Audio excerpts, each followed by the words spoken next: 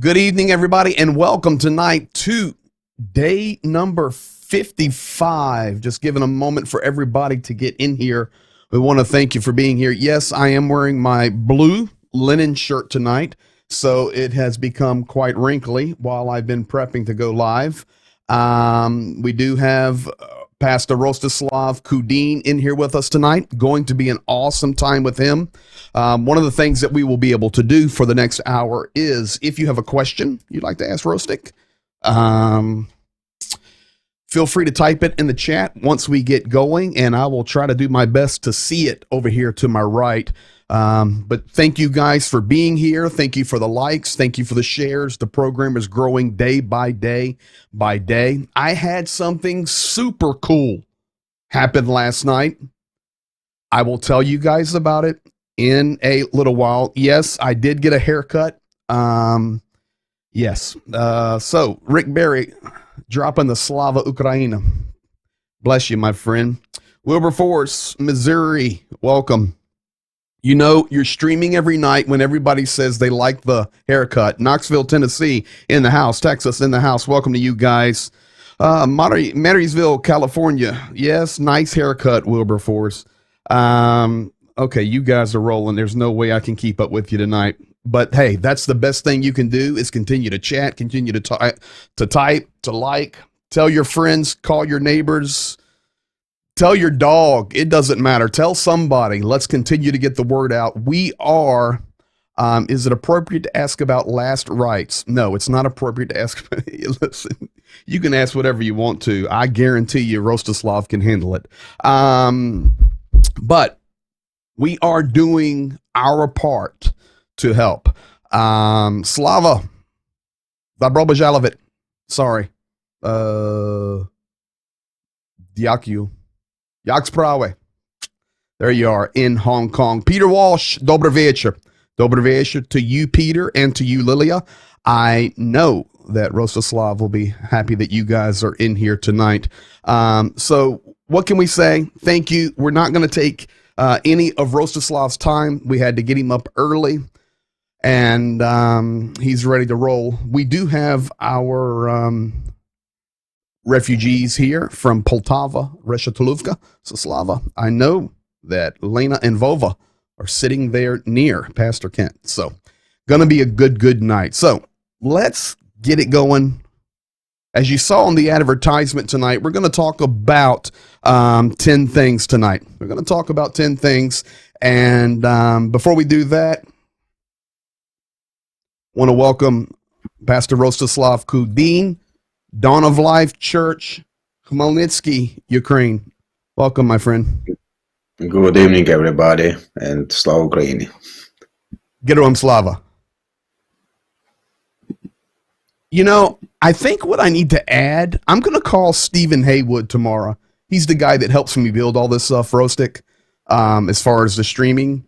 I need to get one of them little clocks by your face, like on the other side of the flag, so people will know. What time is it right now in Ukraine? Yeah, it's 4 a.m. something. Yep. 4:09 a.m. So we are 100% live.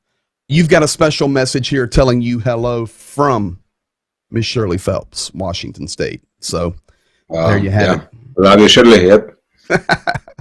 So, Rostik, we talked earlier today. I woke up this morning and was so excited because I've always left the ball in your court. I know you're extremely busy. You've got a large operation going there, and we are supporting. We want to help. We want to do our part. And the door is always open for you to be on here as much as you want, whenever you want. And I woke up this morning, saw the text message, said, hey, or was it yesterday? Yesterday, maybe, saw the text message.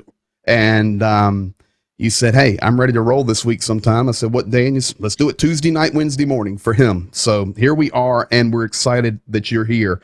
We are going to discuss tonight, folks, 10 things. 10 things. And we're going to start on the personal level. Yes, even as we were talking about last night, this thing has really mushroomed here over the last 36 hours or so. And we will get into that. We're going to talk about the war.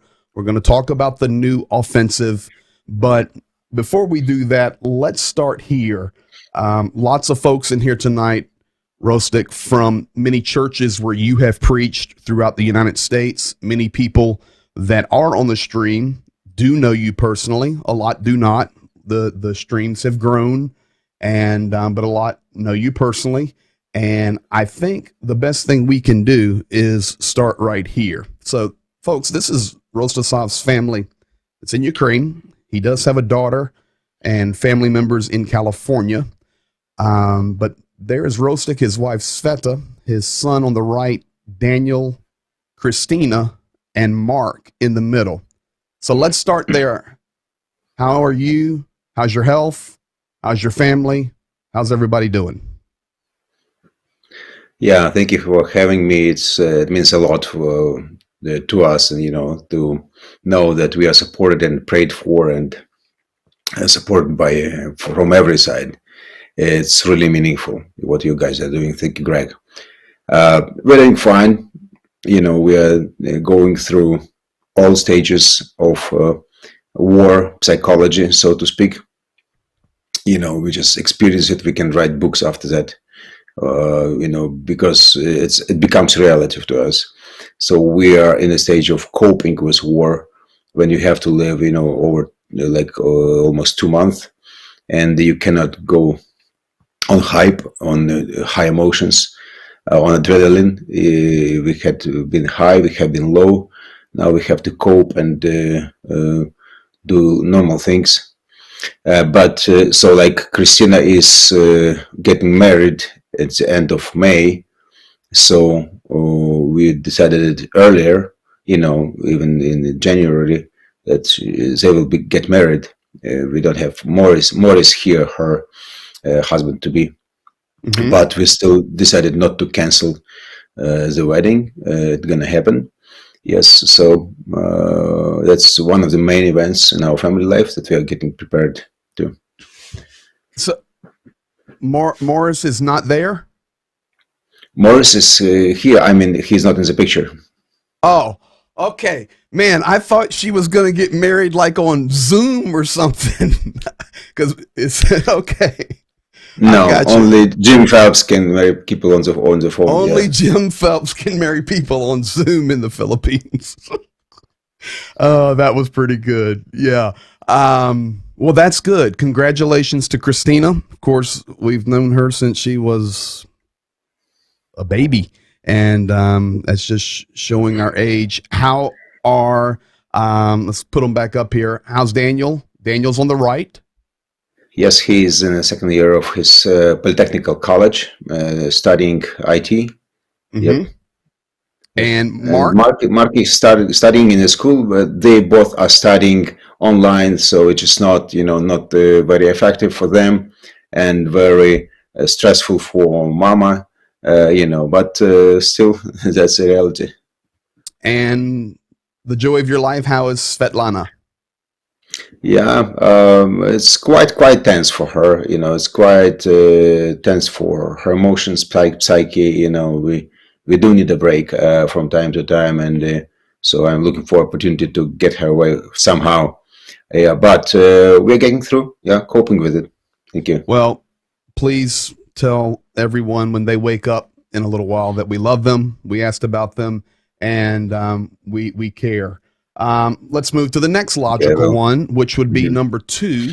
And this is a picture of Dawn of Life Church. This is the entryway, the offices going into the main hall there on the right. Of course, as we discussed before, it's connected to that huge infrastructure facility. And praise God, we're still okay. How is the church? How are the people? I know you're ministering nonstop. I'm actually going to show a few pictures with refugees, humanitarian aid, everything. How's the church? The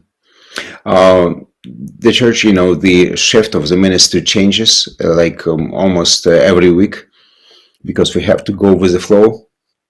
We started as a refugee center for people who were transferring from the east to west, and stopping by in the church. We're still doing that every day. We have a team of volunteers receiving people as they proceed, and now we have a new wave, because of the east. Yes.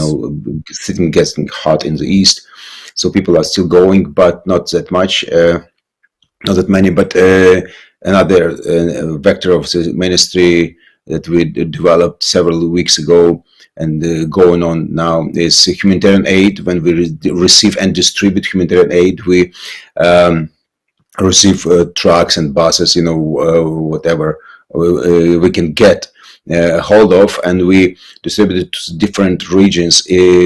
First of all, nearby, and also to utmost to the hot zones, to the combat zones, where people are struggling on medicine, on hygiene products, on food, because of lack of the stuff in the shops. Many times it's just combat zone and or near combat zone, and the shops don't work. Or we started to distribute food to the zones who have been freed from Russians recently, like Chernigov area, north of Kiev, etc. And so we have cars going there, vans going there. So that's another spectrum. And then we started to develop the third one is evacuating people from the hot areas. Like our church bus was in the east last week and just came back yesterday. Yes, it was in the very, very east. You see Kurakhova, very near to the crossing, to this fire line. And people have been evacuated from Kurakhova. And you see up and to the left of Kurakhova is Pokrovsk. Pokrovsk is another city.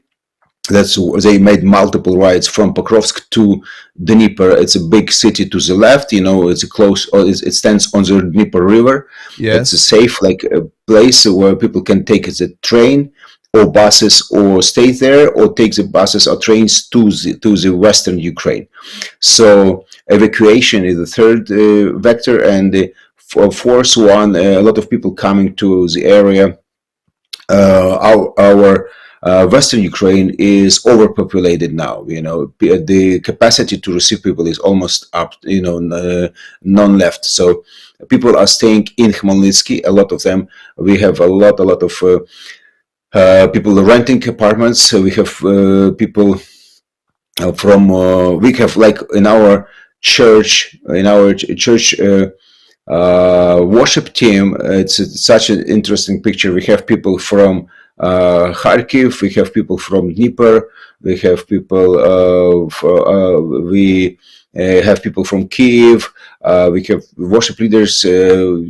It's such a variety now, and people are coming and staying in the city and in the area, and they need help to find lodging. They cannot find place to live, so that's what we do now. We're looking for the houses and in the villages, and we put them there in the nearby area. And like recently, yesterday, we helped to move the hospice that is being run by the ministers of our union in the east of Ukraine. Right in that area, we looked at 40 people, handicapped and elderly people. They cannot move around. Yes, so we Chasov Yar. So we found a place, empty school in our region near Dniester River, near Novaya Ushitsa, where our daughter church is. Sure. We found an empty school, and government helped us with that, and and they offered it like for free for them to stay in. So they just yesterday they moved in. We sent the guys to help them with how to settle. So it's just really a joy to my heart that we help those people to get saved because they were in great danger. Yep.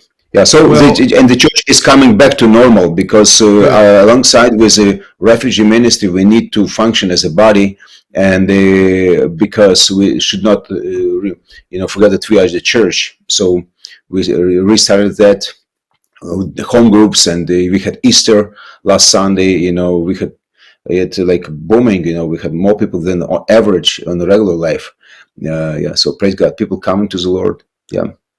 So, folks, in Rostic, I can pretty much tell you that the people that are in here each night, they now not only know where Ukraine is, but they know every city in it, because each night I'm drawing the map. I even tell the people that I draw it the right way, including our eastern regions of Lugansk and Donetsk and Crimea, which is ours. It makes Yes. everybody happy. So this is real Ukraine. So as he was talking, circled in the yellow is Khmelnytsky, where Rostislav is. I just put it in the general area where they sent their bus, where they're assisting people.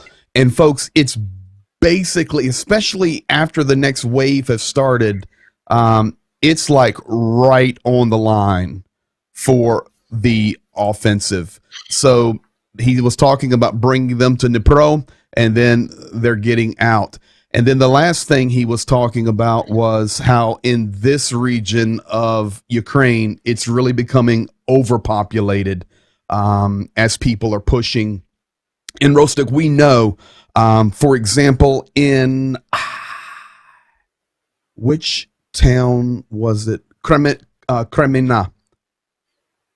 Yep. Kremenaya, yes, was taken.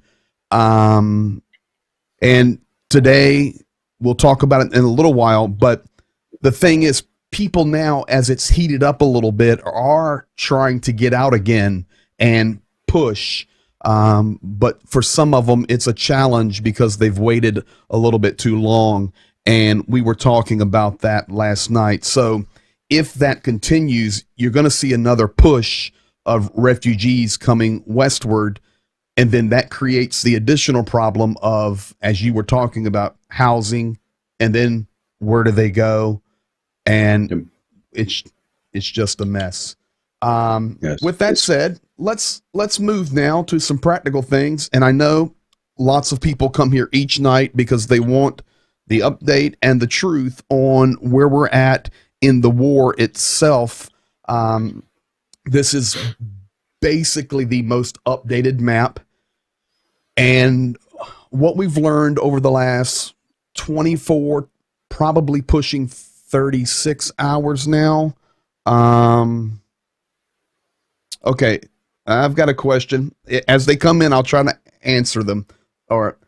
Rostek, how do people stay warm? And I know what she means by that is in places where they do not have heat or resources.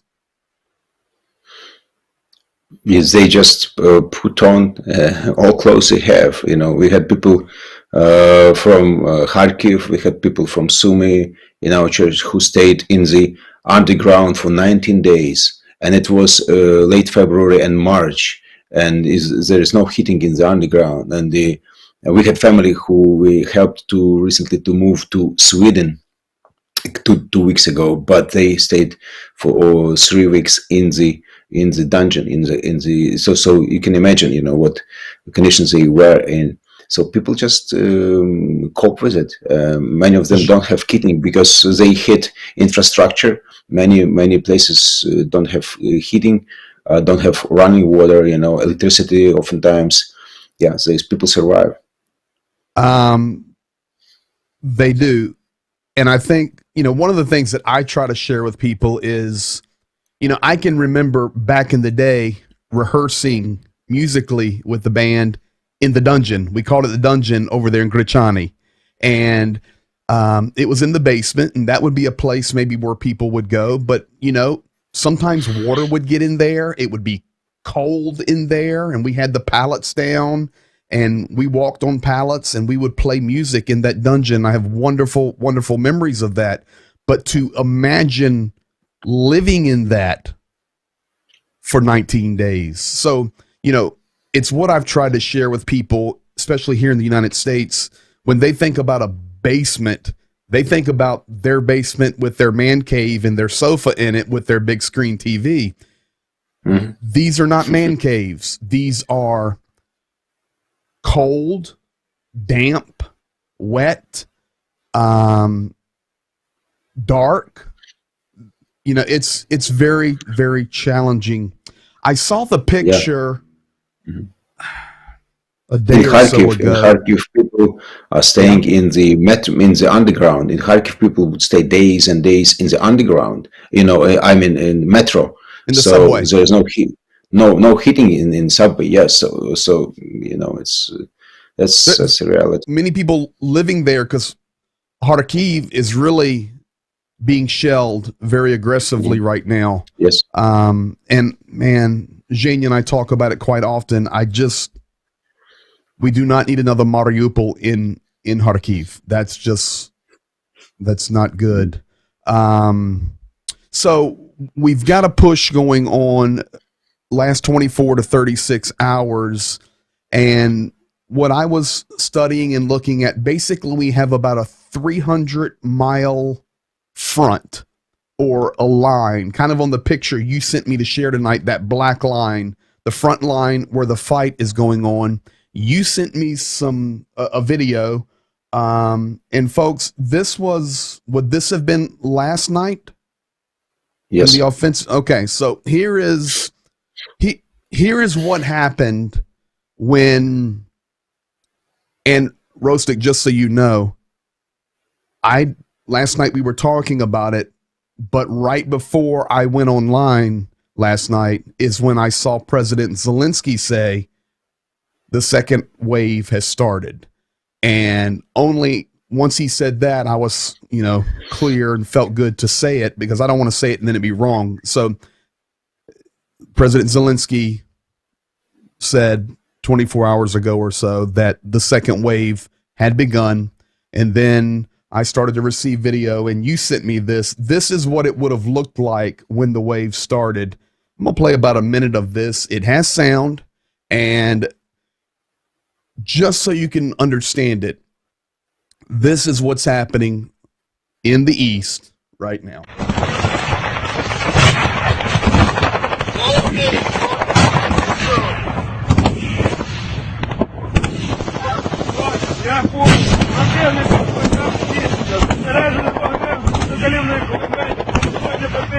Наношу вогневе ураження.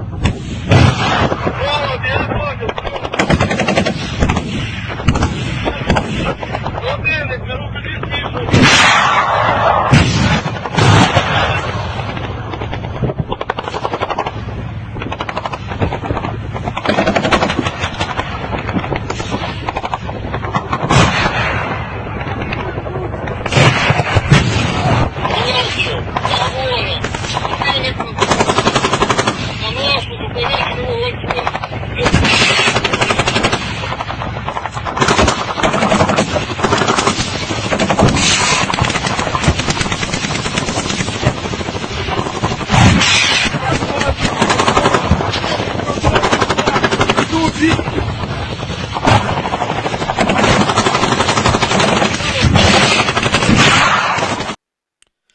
And folks, it just keeps going. There are people living in that right now. It's 4:29 a.m. in Ukraine, and Rostik, honestly, man, those are the things we see on movies, and you think, that's a movie, but that's not a movie. It's not. It's happening. Yes, it's happening. And I know there are some give and takes. Russia's taken some territory. Ukraine has pushed back and recovered territory. We basically, I don't know who it was today. I'm thinking it was one of the defense ministers, because I read so much stuff all during the day, a part of Boris Johnson's group. But he came out and just said that what we're going to experience over the next couple of weeks is what we just saw, an artillery war that we do not know. I've already told people last night we're waiting on confirmation, but there was some potential chemicals used up toward Kharkiv. They've sent them away to be analyzed. We don't have confirmation on what it is, so we don't talk about that. We know that heavy bombs are being dropped on cities. We know that missile strikes are still happening all throughout Ukraine. But the guy from Britain, from their defense, said what we're going to see is basically like World War II over the next few weeks, unless this stops. That kind of artillery, and it's just unbelievable what we're witnessing. In the same area, like Slaviansk and Kramatorsk, and to the west. In the World War II, there was similar actions, and the Russian army started to offense, and the Germans let them in and then circled them, and they surrounded 240,000 Russian soldiers. So I hope we will do the same. Yes, for Russian troops. I hope it will happen. I know. I think that's what both sides are trying to do right now, and I think Russia wants to pinch Ukraine in Kramatorsk, Slavyansk, that whole area. But I know also that Ukraine, who's fighting a better ground war, they're winning the ground war. If we just had the weapons there and the resources there, it would be even a different picture tonight. But I know also Ukraine is working on the same types of plans. So we need to continue to support, supply, help, do whatever we can to make that execution happen. There's some very smart people leading Ukraine. Yeah. Yes, we know what they're up to, and we are prepared for that. And hopefully, we will win this battle for Donbass. Yes, sir.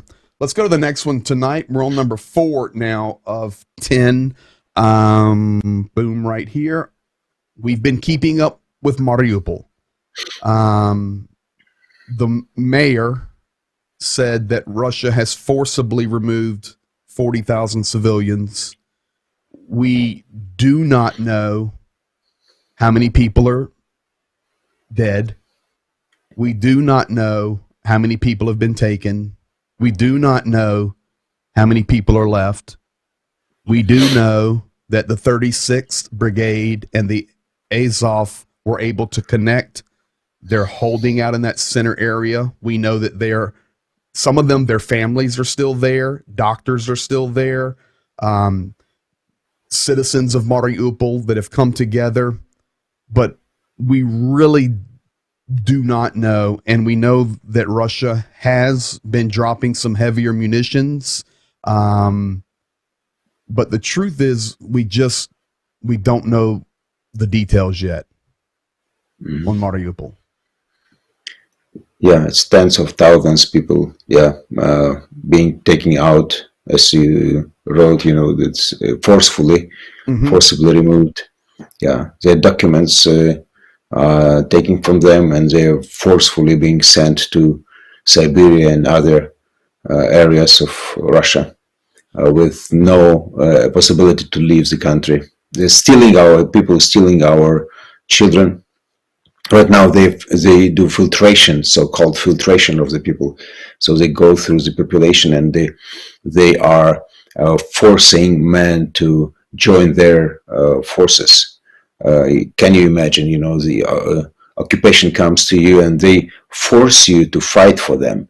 Otherwise, they execute you, or they send you by force in Russia, and your family to Russia. And that's nasty.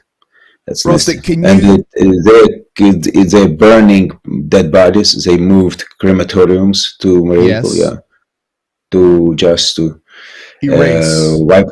erase all the traces of their crimes there. It's enormous. I'm going to ask you this in a minute about Energodar and Kherson. The people, this is 55 days in a row. People know these cities. People know Mariupol. For example, I was telling you, one of the Azov commanders, I do not know which one, but he had been putting out daily videos with updates, and I'd been sharing them translated into English, and unfortunately, he hasn't had one up in the last 3 or 4 days, and I know the channel where I get it every time, and it's just not there. And I'm very concerned because it almost feels like in here for 55 days, we know that guy. We don't, but you get the feel when you get those updates, and it's just tragic. I was telling you before we went live tonight, the 36th Brigade was able to push through and connect with the Azov forces a few days ago. It boosted the morale. It helped. And last night I was reading through some stuff, already preparing for tonight, and I saw where one of the commanders from the 36th had made a post, and it was 9 hours old, and they had shared it in the channel, but the link to his Facebook was there. So I don't know, it was 1 o'clock in the morning. I clicked it and it took me right there, and I saw the green dot. I said, this guy's online. And I saw the pictures, I saw the videos. It was 100% him. And I just sent him a message. I said, hey, we just want you to know that you're loved, you're cared for, and there are people thinking about you that would do anything in the world they could to help you. You're a hero, and we thank you for all you're doing. And the guy messaged me back, and he said, thank you. Just hearing words like that, brings joy to our heart. We're fighting for Mariupol. And I sat there for a minute right here in this chair, and I said, what kind of technology is that? Where this guy's in a war zone, probably trying to get a little rest and drink a cup of tea. And he replied. I really appreciated it, and I know he did. So every opportunity we get, friends, one of the things I do in here each night, Roastic, is people send me pictures of Americans that have the flags flying or different messages. And buddy, I want you to know it's pretty impressive.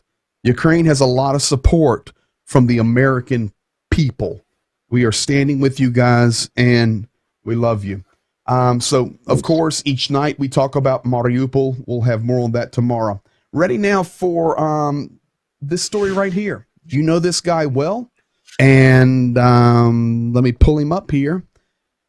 When he was kidnapped, of course, you had sent me the info. I shared it to our people. We continued to keep an update on that until he was released. And, of course, he's a personal friend of yours, ministered with you in Khmelnytsky. This is Pastor Dmitry Bodiu, who was kidnapped, and it was Melitopol, right? Yes, correct. Okay. So do you have an update on Pastor Dmitry?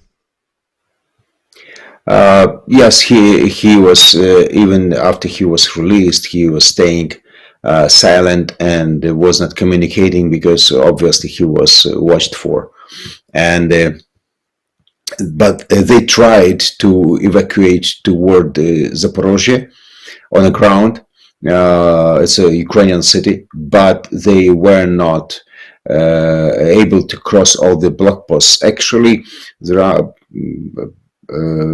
up to 14 block posts of Russians on the way out. Can you imagine? It's not just one checking point. Up to 14, and at one of the final points, they were stopped and returned back.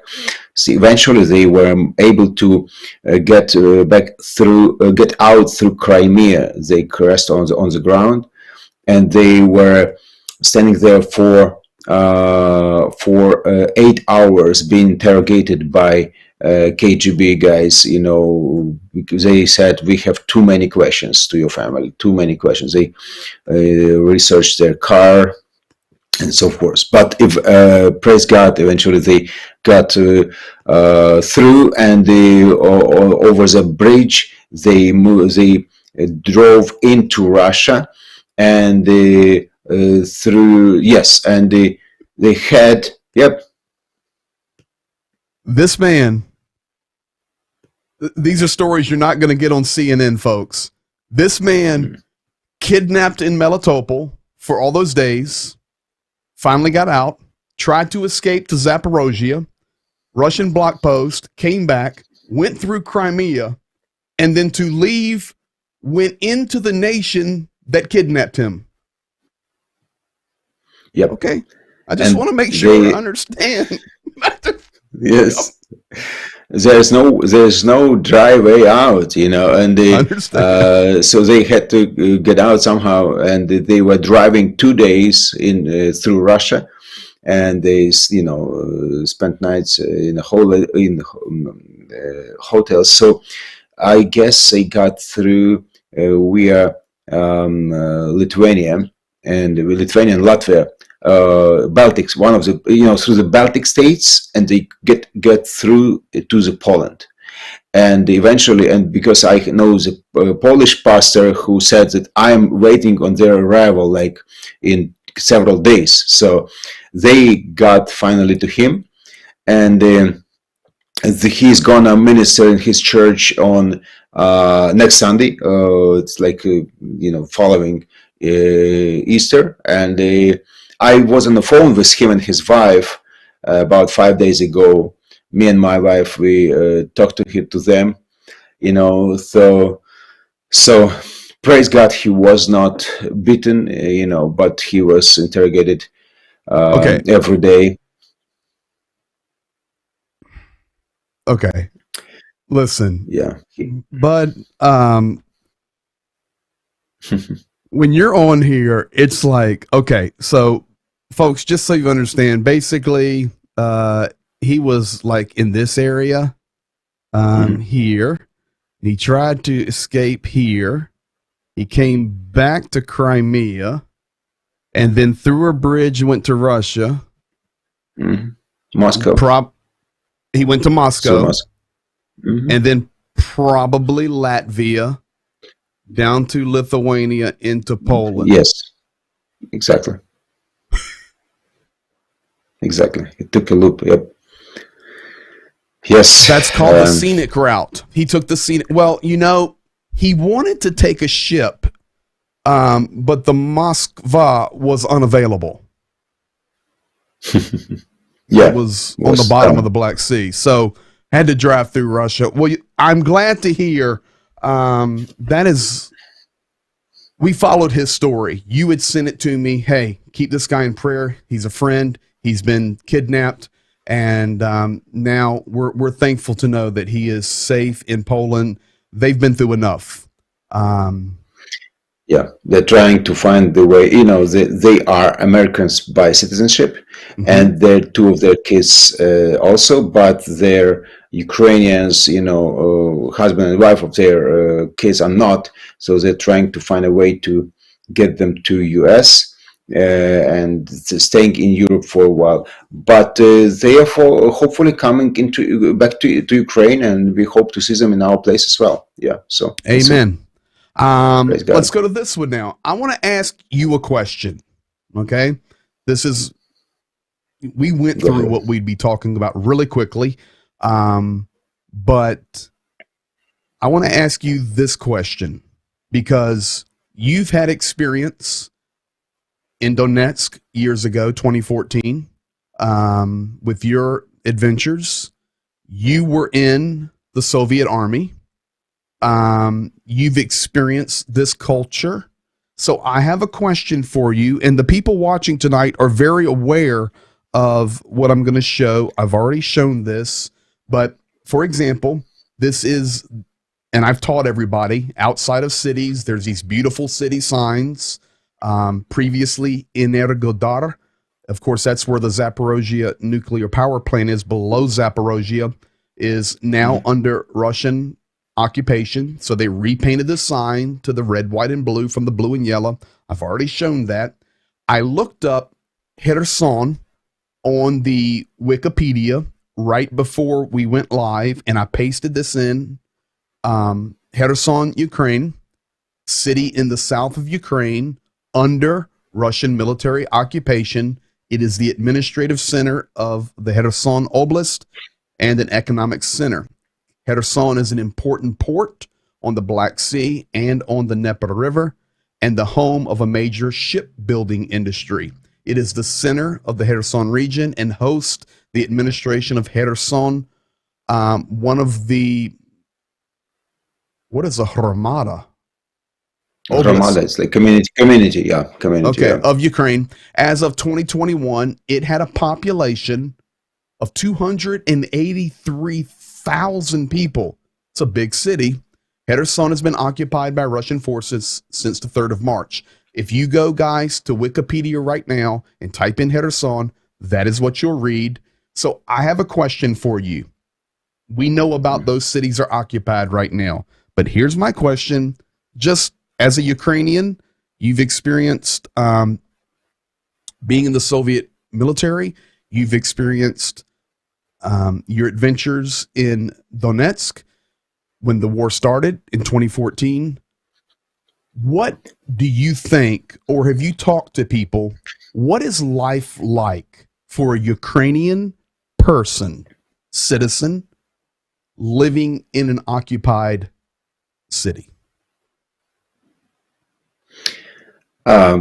We not just know from our own experience from the past. We have like last night, my wife was on the phone with a lady, and she is in between. She is staying between Mariupol and Melitopol, in that area. So she is under occupation right now.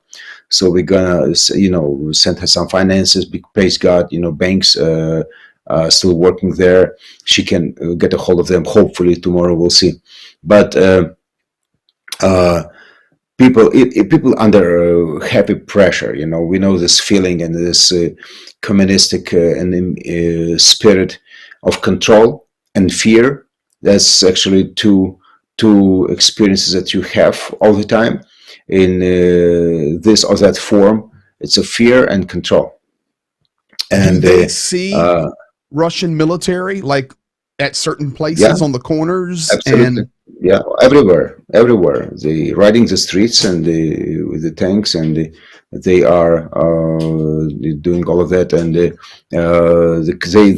are hunting people of influence. They are hunting people from the administration, trying to kidnap them, and they are trying to influence people to come to their side. And eventually they find several collaborators who will come and switch over, and in Kherson they are trying to fake the elections, yes, like or a referendum, that they are willing to do what they did in Donetsk and Lugansk area. Mm-hmm. Yeah, so it's a falsified referendum. Like, people are voting, we want to be free, we want to be separate republic.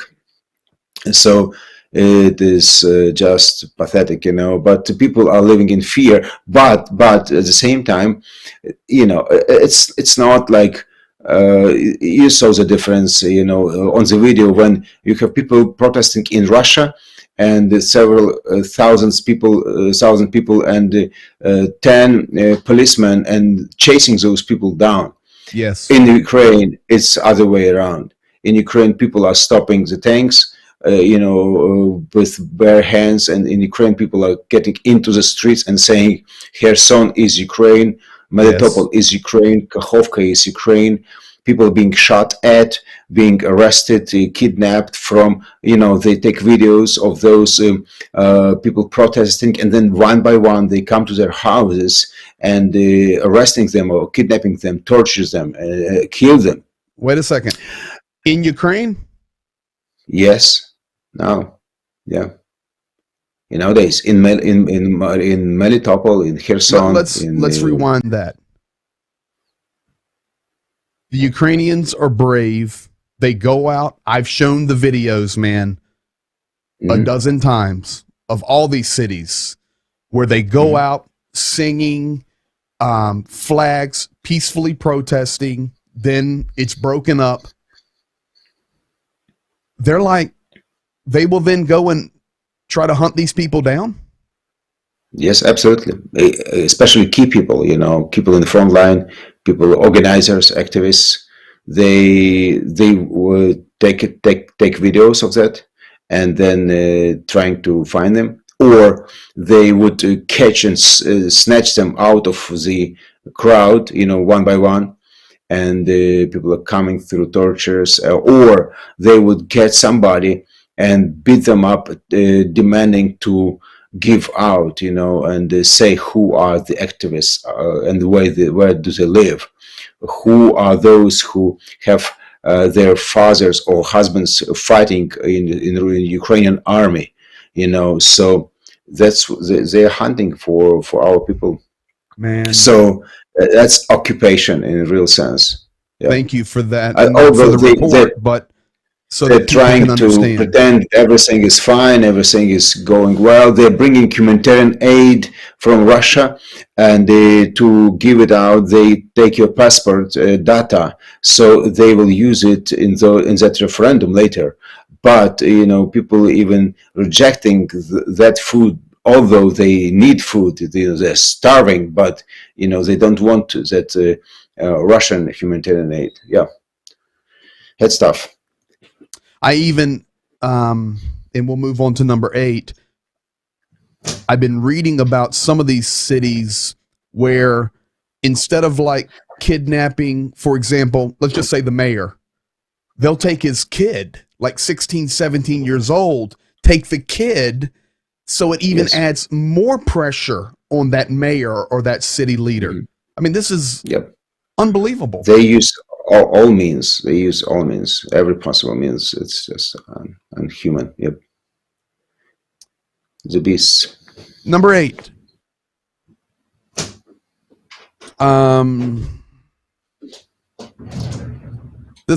The headline really has nothing to do with it. It just wanted to give me to the topic. Ukraine has gotten additional aircraft parts to increase their fleet size. Whatever. I don't know if that's true or not. That's not what I'm talking about.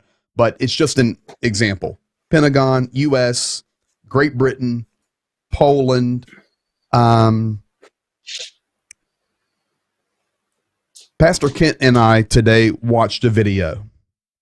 And it was, he'll remember every detail, but it was a Ukrainian somebody, politician or military, I can't remember, somebody, but they were worthy of being on the video, talking about who the real friends of Ukraine were. And they said their number one friend right now is Boris Johnson. And of course, then the U.S., and of course also Poland. How are Ukrainians feeling right now? For me, Rostek, I just want to send our entire Navy into the Black Sea and end this in about 5 minutes. I want NATO to roll in and just end it. We're so afraid of Vladimir Putin pushing a button. He can push a button whether you're at war or not. This is absolutely ignorant. And people are dying and experiencing what you've been describing 24/7. It's unacceptable. This is 2022. And the world knows what's happening instantly. This is not 1942 when you get the news a week later. This is instant, and it needs to stop. As a Ukrainian man sitting there, what's the feel inside Ukraine for nations that are really helping? I mean, like Boris Johnson walking around Kyiv was unbelievable for me. I loved it. Yes, yeah. I showed the video. It was like huge gesture. Yeah, it was huge gesture. Yep. Yes. Yep. Mm-hmm. Yes, amazing. Yeah, and high respect of that person and of his stand, of his radicality. It's so needed and so impressive. Yep. I mean, humanitarian wise, Poland is on the top.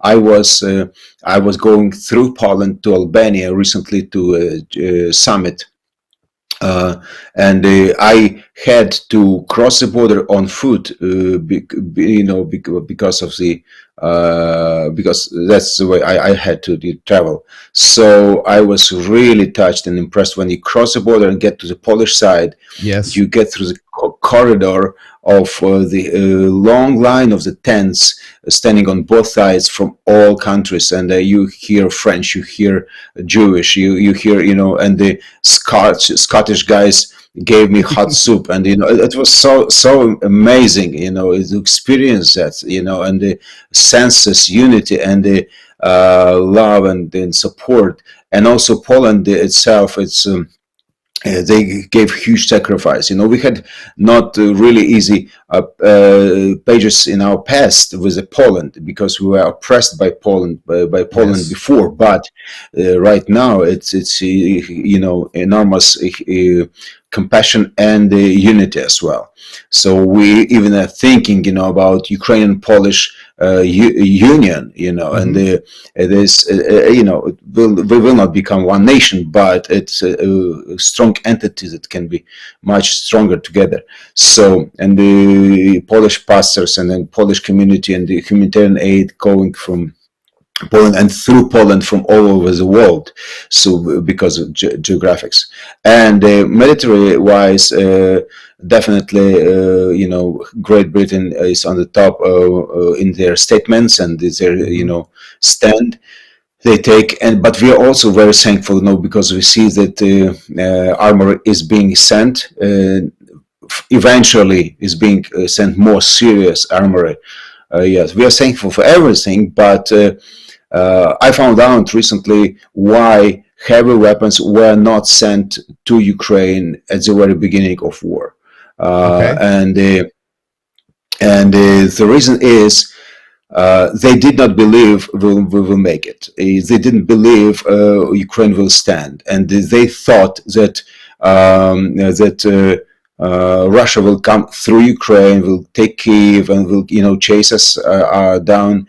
And it will be like in Afghanistan. We will be running on the Carpathian Mountains and just shooting from the mountains tanks. And so, okay, guys, here are javelins. You can use those. So they would give us light weapons, for that type of guerrillas war. But they didn't want to get to lost their heavy weapons to Russians. But they thought we will not make it. They do not know Ukrainians. Yeah, they do not. But now they're learning. Now they're learning from us, and I know that our instructors will come and train NATO guys, later. But right now. I was waiting.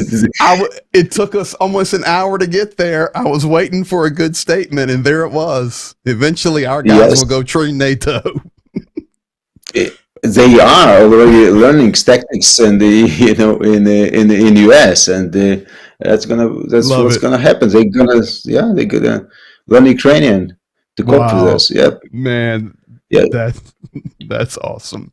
But at this moment, we need heavy weapons. Yeah, well, the video we showed at the beginning of the program tonight is happening right now. That's the kind of battles that are happening on a 300-mile front. And yes, Ukraine needs weapons. It's the cry, and I don't mean that negatively, but it's the call from every person, whether it be Kuleba, whether it be Zelensky, any leaders right now. All they're saying is, okay, talking's over. We need weapons. Zelensky's very clear. We're giving up no territory, so give us weapons. We need aircraft. They say Mariupol, if Mariupol falls, that Ukraine's just going to crumble. They're not going to crumble. They're going to fight. And it's very clear, very obvious. And the good feeling that you've had at the Polish border, getting across the border, doing the traveling you were doing, hearing all the different languages, feeling the love and support on the humanitarian side, may we also be pushing that on the military side. Lavrov, everybody knows Lavrov in here. I'm only going to give him 9 seconds for number 9, but he basically came out today saying all options are on the table. It's the same thing, folks, that Rostik was sharing when he talks about what it's like to live in an occupied city. Russia is trying to create an occupied world. That's what they're trying to do. And basically through terror and fear. So he comes out today and says, okay, all options are on the table and do what you want with it. We cannot allow bullies. You know the word bully, right? Of course. Absolutely. We cannot allow bullies to direct this world. So, this is the pressure that is lived under. Number 10, Rostik, and this one's all you. You're a pastor, you're a man of God, you're my friend, and we've known each other and worked together a long time. How is, and we'll close with this tonight, how is the church world? I know there's been good things, and folks, that is not a church in Ukraine. That is a picture I got to represent churches that nobody could take credit for. That church is actually in Antarctica. That's an Antarctica church. I didn't want to take any picture that would not be representative of something. It's a church in Antarctica. So I know there's been good moments between churches, between nations, people caring, and there's been questionable moments, and this is across different denominations, different branches of Christian faith. But now, day 55, how are churches, how's it going? It depends again on the country. I was in the church summit in Albania, and it was like a summit of our union, the Word of Life union, but it was a European cluster of churches. And so churches for all over Europe, from Albania to Norway and Finland, and the humongous support. And I had time to share with them, and I showed them the videos that Zelensky showed in the U.S. Senate, and pictures from Bucha and our city. And they were deeply impressed. They know that, but when they hear personal stories and the first-hand information, they were deeply moved, and they continue to support us. They receive a lot of our people in their churches and standing with us, and on humanitarian side, and praying and taking a stand, and very sacrificially. And so Europe and whole world, we feel that I have it in my messages on Instagram and Facebook almost every day, from Brazil, from Argentina, from Australia, from different countries, from South Africa. I had a picture.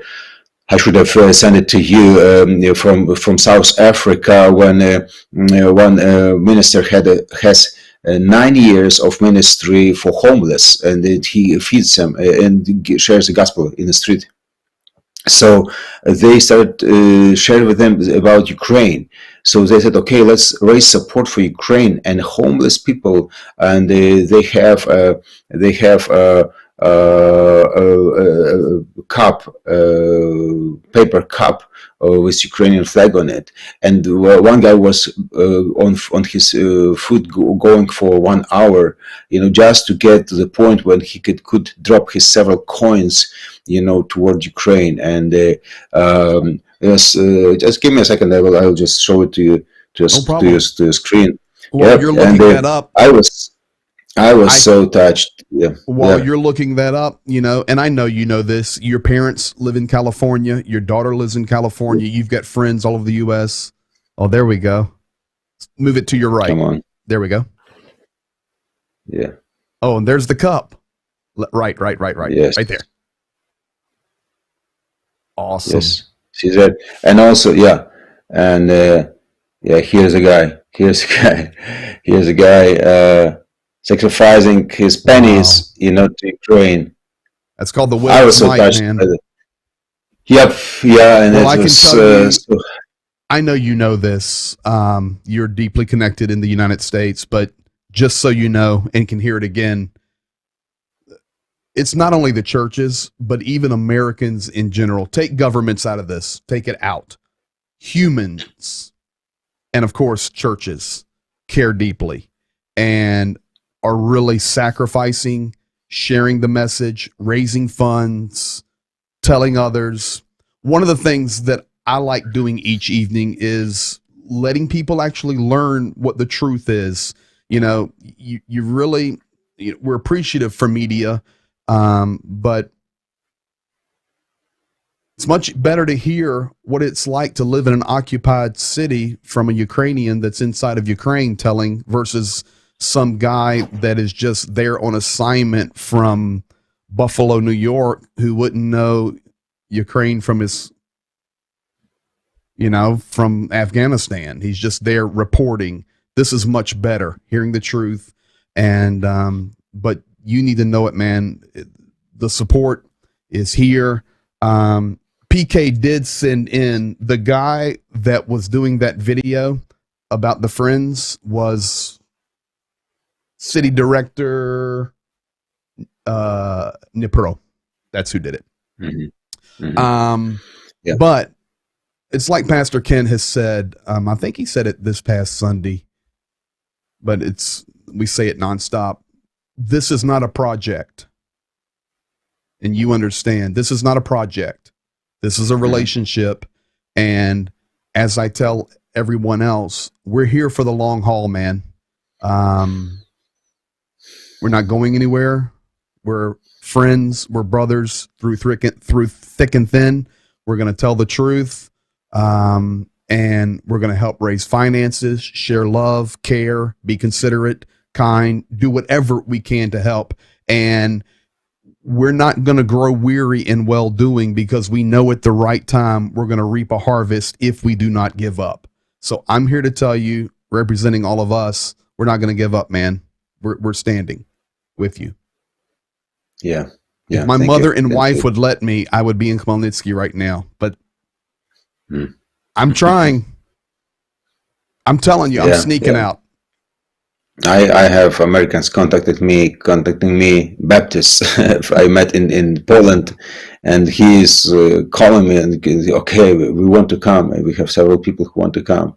Can we be a help? Yes, yeah. Well, got the count cost, but you can. Mm-hmm. Thank you. It means a lot to us. You're welcome. Well, we'll pray that the churches continue to work together.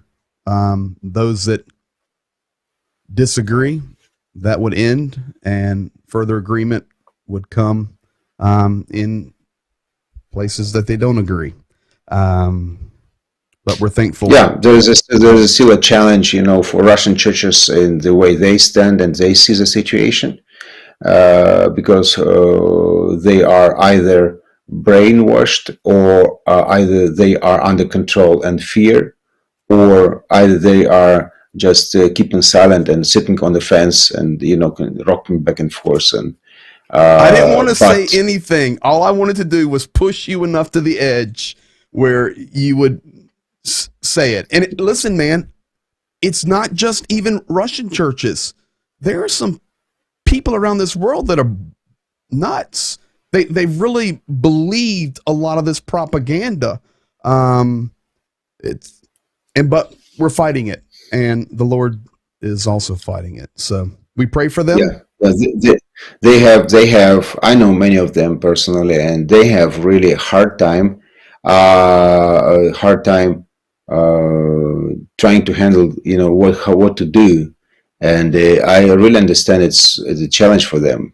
But at the same time, we fight. Everyone fights his battles. So we have a battle to fight, and we didn't choose it, so they have to fight it.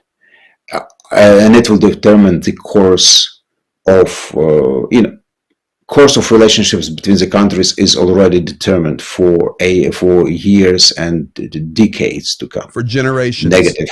Yes, sir. Going south, yeah. And but the course for the body of Christ is still to be determined. It is, it is being determined actually, these days now. Yeah. Well, I keep hoping to wake up every morning and see that it's over and Ukraine is won and we have our borders and everything is back to normal and I'm heading to the airport tomorrow. But we still stand for that and believe it. But we're here with you, man. We love you. Thank you for getting up at 4 a.m. to be with us. And my pleasure. We will continue. You always have an open invitation, and you're getting lots of love sent to you right now from lots of people in the chat. You can do anything you want to do. Yeah, thank you. Hopefully we can come and visit US this summer. I still have a chance because we have a boy we adopted, so that can give me an opportunity to leave the country. That gives you the right. Gotcha. Yeah, I cannot travel back and forth this way, but I guess we can get out and spend a good time, outside of the country. But when the things will calm down, and everything will be. I mean, there is a route. There is a route. So what you do is you go to Melitopol, and then you go to Zaporozhye, back to Melitopol, down through Crimea, into Russia, around to Lithuania. You're good to go. Good grief. Yeah, thank you. I can't believe you live that way. Oh my. Hey, we love you, my friend. Thank you. Thank you, guys. You're very welcome. All right, folks. Thank you for being here tonight. Great time with Pastor Rostik from Khmelnytsky. Great updates and lots of you guys in here. Rostik, lots of comments and loves and hearts all coming your way. Thank you for everything you do, man. We love you. Thank you guys. As always, continue to like, share, comment. And as always, remember, continue to pray for Ukraine and continue to intercede, lifted Ukraine up, stand in the gap. And thank you. Remember, as we talked about, one Applebee's meal a week. We'll have an update on the finances tomorrow. God is really doing great things, and we are getting it to Ukraine. Thank you for everything that you are doing, and thank you for being here each night. As you hear, or as you heard tonight from Rostik, it's just a blessing to know that people are standing with you and love you, and we do. Same back at you. We will see you in 23 hours with what's happening next. Hang out in that green room for a second, Rostik. Good night to you all.